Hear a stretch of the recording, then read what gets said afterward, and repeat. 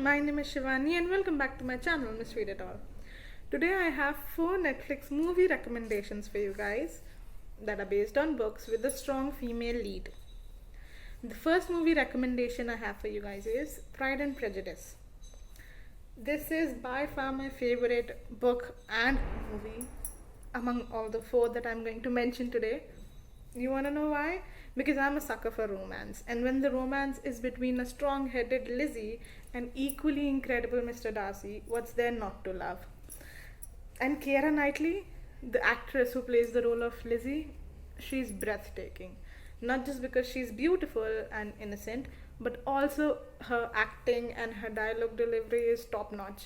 I mean, I'm no expert, but I once read a post or a meme which said that Keira Knightley is made to star in period dramas and historical fiction movies. And the story follows a Mrs. Bennet and her 5 daughters, and Mrs. Bennet is adamant. She's stuck on getting all 5 of her daughters married off as soon as possible to really rich husbands. That's her aim in life. The main plot line of the story is that we sometimes do make hasty judgments about others, which may not always be true. Now, when Mrs. Bennet is trying to get all 5 of her daughters married off, it results in some humorous situations. At the same time, depicting the hardships and the difficult life that women in that era faced, because obviously they were not allowed to work or own property or vote or any of that, and how difficult it was for them. The only aim that women had at that time, or the way to judge how good a woman is, was through. I had to pause the video, I'm sorry.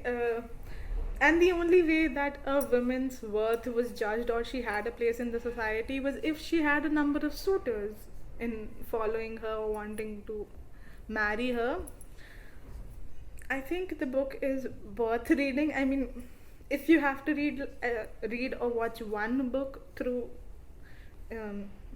choosing through all of these, I would recommend go for this one. It is the best one by far. And if you guys like romances, this would be your favorite one, I'm pretty sure. The second recommendation that I have for you guys is the movie Sense and Sensibility. This movie has Severus Snape and Rose from Titanic in the leads. I did not need anything else to watch this. The storyline is a little similar to the Pride and Prejudice one, and follows 3 sisters and their mother and what they go through and the hardships that they face when their father passes away. They had no male in their family. They could not hold any job. They had to rely on others for their accommodation as well. They didn't have a place to live. They didn't have money for anything in their life actually. And it has a similar moral of the story kind of thing, which said that you might judge a person. I mean, a person might look genuine and nice to me, might seem genuine to me, but you do not know what kind of a person he is unless he's in hot waters. That's when you realize the true nature of the person. So that's the similar kind of plot line or the summary of the movie. It very well portrayed all the hardships and the struggles of women, and that was the best part about it.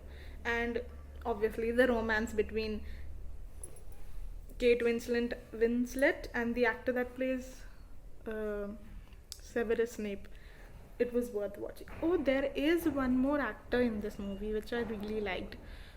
The one which is in that movie, 2 Weeks Notice, that actor, I really like him too. He's in this movie as well. So you guys would enjoy this, I'm pretty sure. The third movie recommendation that I have for you guys is Little Women. Now, a friend recommended this to me and I was watching it yesterday and I absolutely loved it. I was smiling throughout the movie. It is very emotional and gut-wrenching, at the same time being super heartwarming at the other points, okay? And the story follows 4 girls and their mother as they face poverty when their father is off at war. And how they try to help everyone around them even when they're having troubles of their own. And um, each sister has her own struggles, as they have certain dreams about their future, and they're all four of them are struggling to fulfill them.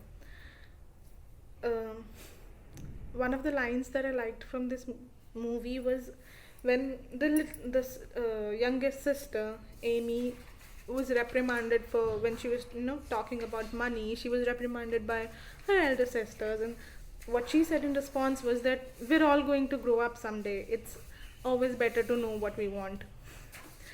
And the story, the characters are so well written. The characters have so much depth. The characters are Meg, the eldest sister, who's so scared and worried about not finding enough suitors for herself. But our Amy was once again the perfect sister, as she said that do not need a lot of suitors, as long as you get one and he's the right one. The sister on the second number is Jo, the main lead of the story, I think. She's so brave and so caring, and at the same time, when she's struggling to write and publish a book at that time, it was not possible for a woman to get into all this business at that time. The third sister was Beth. She's unlike any of her sisters, but she loves them all so dearly. And the last one was Amy. She's the perfect sister. She just want to get accepted into the group of her sisters, or be like one of her sister, who's loved, who's appreciated, who's called for every function, whose opinion is taken. She always wants to get accepted, and I think she has the best lines of them all. This book is sorry, this movie or this book is one that you should watch or read with your mom or your sister. That would be the best thing about it. The last recommendation I have for you guys is Anna Karenina by, I think the novel is by Leo Tolstoy, the famous novel. And the movie is, I think it did do justice to the novel at some points, because it has Keira Knightley and Jude Law in it. I mean, I did enjoy it, but I don't think I loved it. Maybe because I could not understand certain aspects, or I could not understand the ending so well. Okay, so the story is about a woman called Anna Karenina, and she's married and she has a son and she has a life of her own. And what happens to her when she falls in love with a Count Vronsky, that I think that's his name. Yes. So she's a married woman and she falls in love with someone else, and how it degrades her and in the society, and how her married life falls apart, and what happens, will her child be with her, and will she get the custody of? They did not have, I think they did not handle divorces that well in that era. That's what it is. It's a tragedy. This book is a tragedy, this movie is a tragedy, and I do not want to tell you guys all about it, because I want you to experience the tragedy, the pain and the sadness, all of it that Anna Karenina felt. I want you guys to feel it as well. It is a good movie. It's not the best. I mean, Keira Knightley and Jude Law did, force me to watch this movie, but rest of the crowd or rest of the cast is pretty normal. I really like Keira Knightley. I think she should do more such movies. That's the last one, guys. That's all for today. See you next time. Bye.